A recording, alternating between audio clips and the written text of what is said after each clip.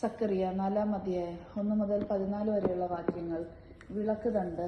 തന്നോട് സംസാരിച്ച ദൂതൻ വീണ്ടും വന്ന് അവനെ ഉറക്കത്തിൽ നിന്നെന്ന പോലെ ഉണർത്തി ചോദിച്ചു, നീ എന്തു കാണുന്നു?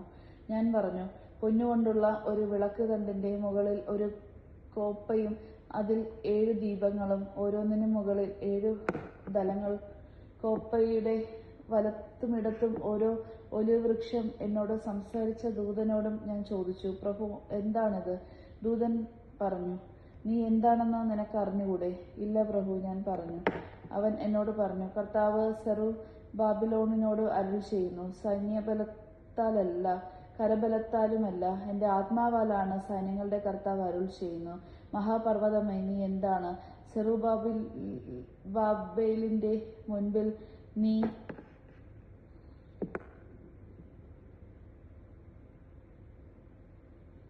സമതലമാകും. അവസാനത്തെ കല്ല് വച്ചു കഴിയുമ്പോൾ ജനം എത്ര മനോഹരമെന്ന് ആർത്തു വിളിക്കും. കർത്താവ് വീണ്ടും എന്നോട് അരുളി ചെയ്തു, സെറുബ്ബാബേലിന്റെ കരം ഈ ആലയത്തിന് അടിസ്ഥാനമിട്ടിരിക്കുന്നു. അവർ അത് പൂർത്തിയാക്കുകയും ചെയ്യും. സൈന്യങ്ങളുടെ കർത്താവ് എന്നെ അയച്ചിരിക്കുന്നു എന്ന് അപ്പോൾ നീ അറിയും.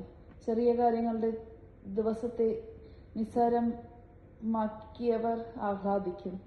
സെറുബ്ബാബേലിന്റെ കൈയിലെ തൂക്കക്കട്ട അവർ കാണും.